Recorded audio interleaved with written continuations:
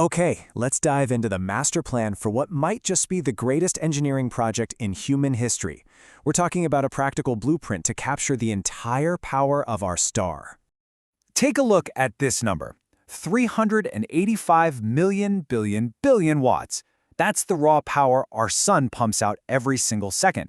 It's an unimaginable flood of energy just pouring into the void. Now here's the kicker. Our entire global civilization, everything we've ever built, everything we do, it all runs on a tiny, microscopic fraction of that. Just 1/1000th of the sun's energy actually hits Earth. So you gotta ask, right? Why are we letting all this energy just get wasted? How do we stop using a tiny little bucket to catch an ocean and start actually harnessing the ocean itself? And this drawing really puts it into perspective, doesn't it? That's the scale of our challenge for sure. But, it's also the scale of our opportunity. Almost everything the sun has to offer is just being lost to empty space. So the first idea that usually pops into everyone's head, the one you've probably seen in all the sci-fi movies, a giant, solid shell around the sun, well, it turns out that's actually a blueprint for total disaster.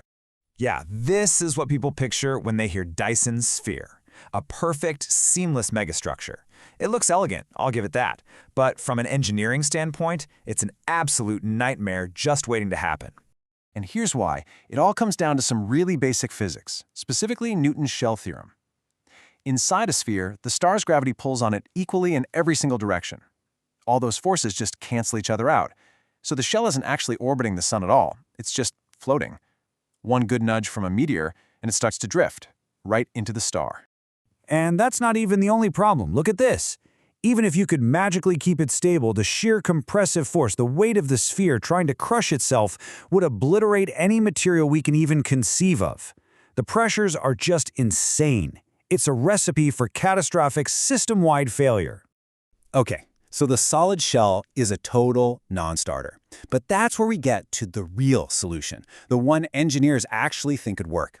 This is where we move from a bad sci-fi idea to some seriously elegant and, well, viable design. So forget this single, giant, fragile eggshell. Instead, I want you to picture millions, or hey, maybe even billions of individual solar collectors. Each one is in its own perfect, stable orbit, all moving together like a single, coordinated, intelligent swarm. And this really breaks down why the swarm is just so much better. A shell? It's rigid, it's unstable, and it has one single, massive point of failure. The swarm, on the other hand, it's modular, so you can build it piece by piece. It's totally stable because everything is just in a normal orbit. And if a few collectors get taken out, who cares? The system is so resilient it would barely even notice. And get this, the design can get even more advanced. You could have these special units called statites. Think of them like solar sails that use the actual pressure from sunlight to perfectly push back against gravity. They don't even need to orbit. They can just hover in a fixed spot, perfectly balanced. We're talking about literally engineering with light itself.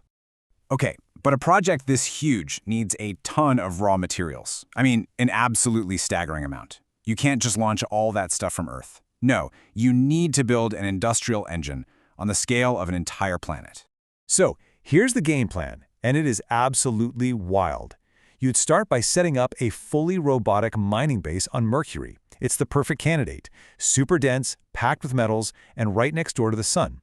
These automated systems would just strip mine the planet for raw materials and process them for construction, right there in space. And you're not going to use clunky, old-fashioned chemical rockets for this. No way. You'd use these incredibly efficient electromagnetic railguns called mass drivers. It's basically a giant magnetic slingshot that flings payloads of processed material into their target orbits at insane speeds. 4.25 kilometers per second. That's over 9,500 miles an hour. That's how fast a payload has to go just to break free from Mercury's gravity. And a mass driver could launch tons of material at that velocity again and again with incredible efficiency. And this right here, this is the secret sauce. This is what makes the whole thing possible. It creates an exponential feedback loop. The first few satellites you build generate the power you need to mine and launch materials for the next batch of satellites. Then those new satellites add their power to the grid, letting you mine and launch even faster. The project doesn't just build itself, it accelerates, creating an explosion of industrial growth. So what's the end game here? What's the real payoff for all this? It's not just about building some giant structure. It's about our entire civilization graduating to a whole new level. It's about creating a wireless energy grid that powers the entire solar system. Just try to picture it, the completed swarm, a shimmering, glittering web around the sun, pulsing with raw, captured energy.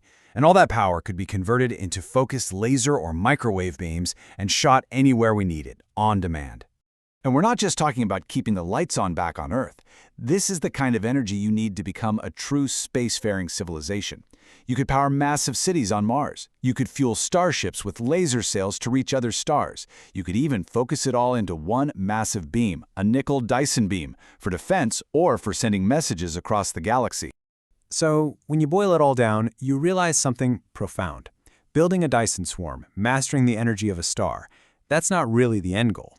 It's the starting line for a completely new kind of humanity. The question isn't just if we can do it. It's what would we even become once we did?